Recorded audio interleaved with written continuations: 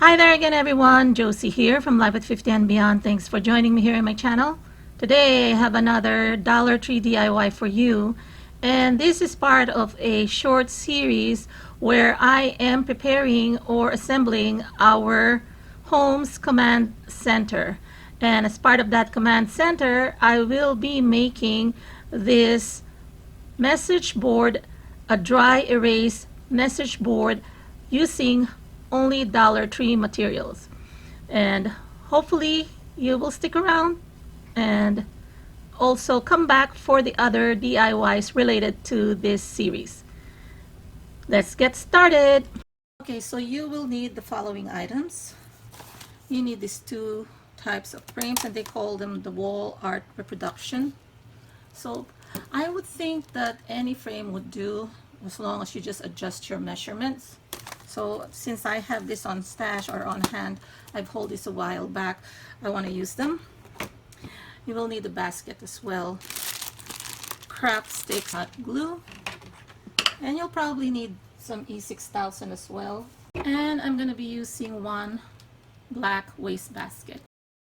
So I am choosing which one to keep as far as the design for my dry erase board. So I chose the one on the left, which is the lemon fruits, and you can actually change the design if you want to use some scrap paper or even contact paper, anything so that you can write on top and you can still legibly read what you wrote.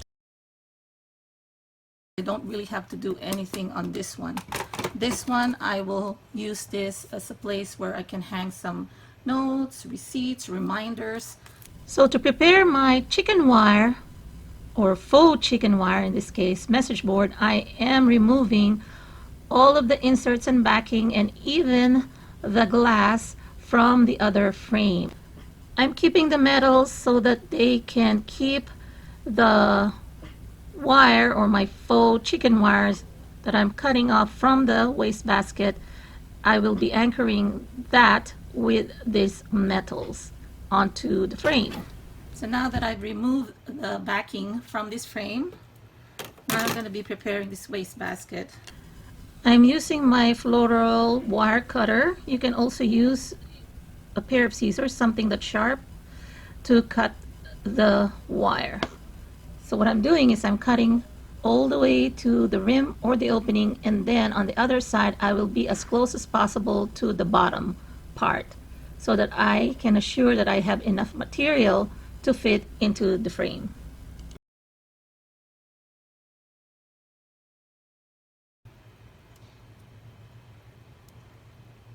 And you're gonna cut here, cut to where the seam is. So let's adjust this portion here.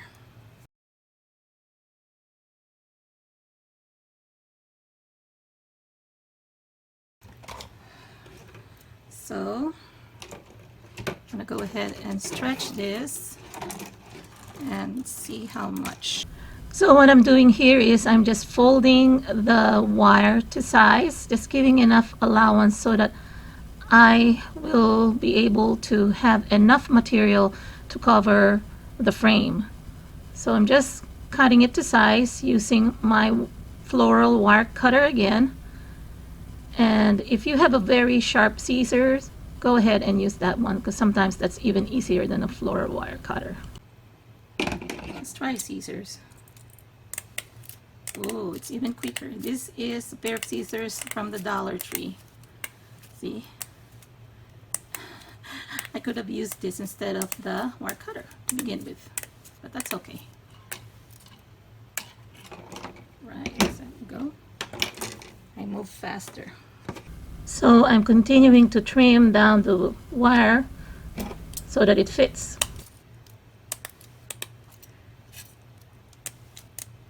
Not a straight, even thing, see? I'm being careful not to cut too much so that I know I have enough allowance, and then later, once I attach the wire to the frame, I can trim the sides. Inserting it, I'm inserting those metals through some of the holes, okay, whatever aligns. I'm sorry, it's black on black. Here, inserting that, and then folding it like that already. probably wouldn't even need the glue here.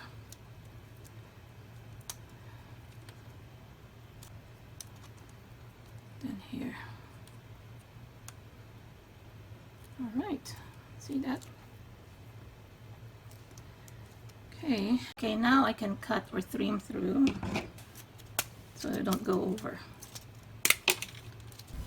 I am just trimming the edges so that I will have a cleaner finish and so that nothing sharp is sticking out. Have to be careful with this. If you want to protect it, you can actually add ribbons to secure the wiring.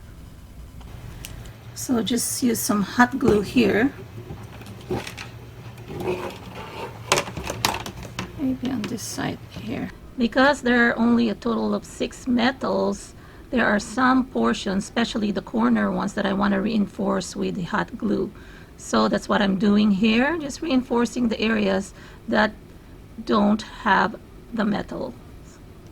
Okay, so now look, it's ready. Now if you want to do it vertical, so you can write your memos or messages here and then clip some stuff here, you can do it that way. And then, or you can do it this way, horizontal, because this image you can do it either way, horizontal or vertical, so that way. Okay, so in order to connect these two, and I suggest too, if you don't want to scratch your wall, you can add maybe ribbon here to protect the back. Okay, what I'm gonna do here is I am gonna glue these two together. So either use E6000 or hot glue and then apply glue in between the two frames.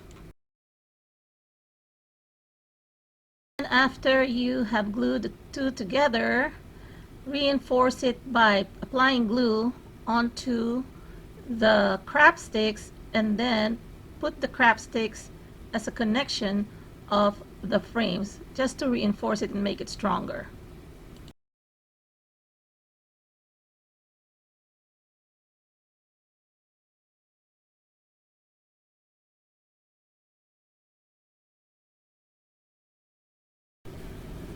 Now that I have secured the two frames together, I am going to be putting the handle of that basket that I showed you earlier, the black basket.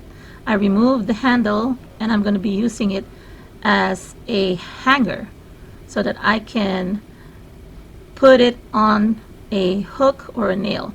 But if you want to save money, you can just move this hanging gadget here to the back. Okay, so move this to here, saves you $1. But if you want a little bit more character, use this one. Just hot glue it, or use E6000 for stronger hold. But for now, I'm going to be using hot glue, and then I'll put more adhesives later if I need to. So just make sure you eyeball it to the center. There you go. So I'm just going to show you how I'm setting this up. So this faux chicken wire bulletin board, I'm going to be using some clothespins, and I got this at Michael's years ago. I think these 4 pieces come in a set originally for $1, but I got it on clearance for, I think if it's not 50 cents, 25 cents from Michael's. And I like that it's colored black with these images of vintage cameras.